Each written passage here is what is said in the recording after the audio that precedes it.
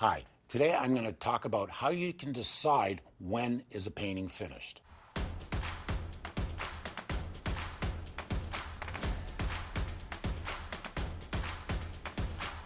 Hello everyone, my name is Mike Svob and welcome to my channel.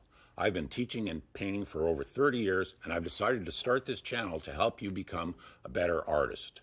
If you stay with us on this channel, I will answer your questions on a weekly basis about how to become that better artist. A painting is finished when you say it is. But to go a little more into it, what really matters is it's up to you when the painting's finished. Now, I can give you a lot of different suggestions, but the best one I can give you is when you're happy with your painting, and that means you feel like it's interesting, you feel like it's good, you feel like it suits your taste, that's when the painting's finished. You don't need to do more, you don't need to do less. A lot of people get trapped into thinking, I have to make it look like something, or I have to get to the end.